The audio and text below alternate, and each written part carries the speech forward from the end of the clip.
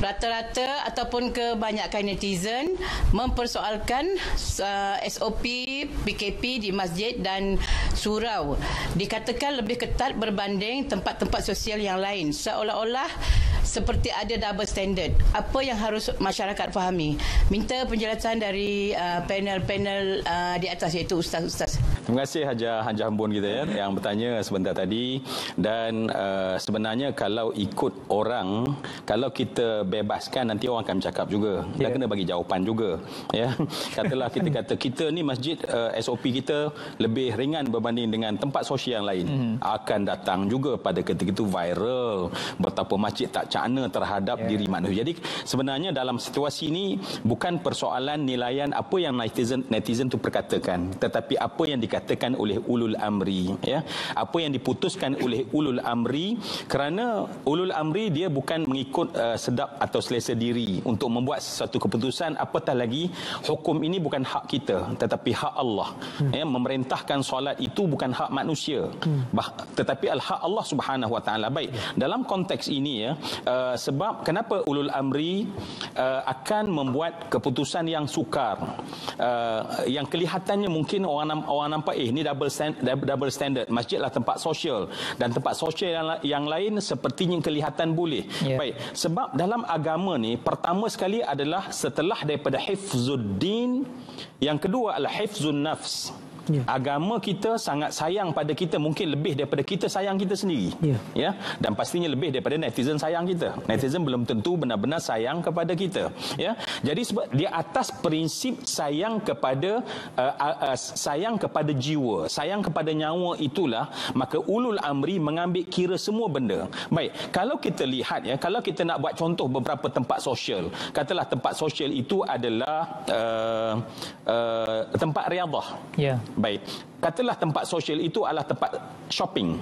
Baik, kemudian tempat sosial tersebut, saya nak sebut ya, tempat sosial tersebut adalah kelab malam. Okey, tempat sosial tersebut adalah contohnya panggung wayang. Dan kita akan mendapati bahawa walaupun namanya tempat sosial, tetapi bahawa ketetapan yang diberikan itu tak sama, ya. Dan kita dapati bahawa masjid seolah-olah duduk di tengah-tengah itu.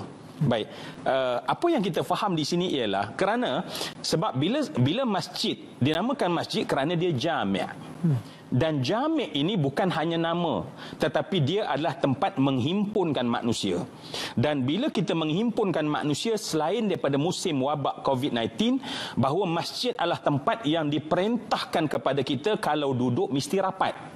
Kalau kita berdiri dalam saf, mesti bertemu antara seorang dengan seorang yang lain. Dan setiap yang ada amalan agama dalam masjid, mesti sifatnya adalah mesti rapat. Kerana itu tujuan jami'. Jami' adalah untuk menghimpunkan jamaah.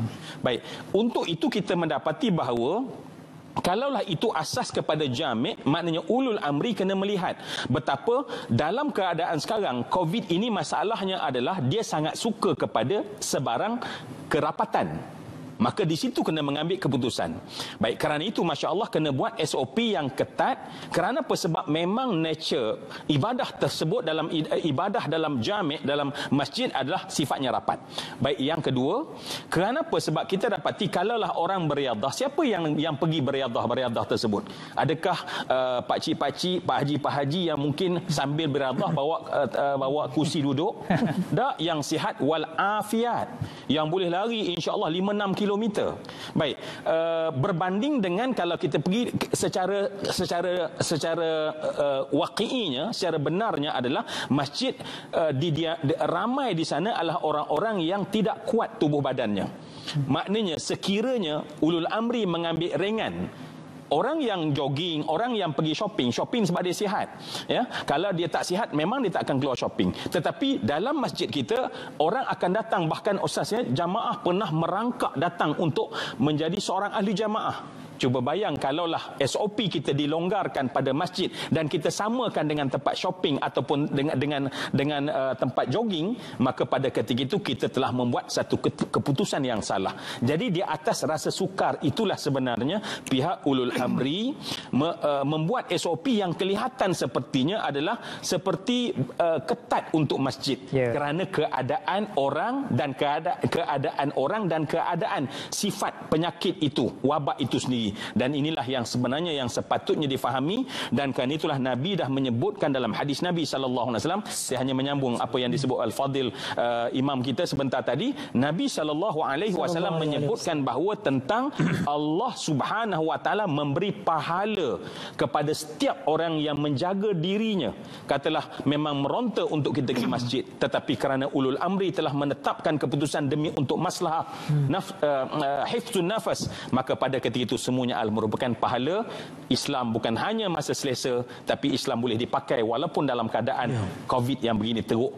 InsyaAllah disitulah keelokan dan ketinggian agama kita.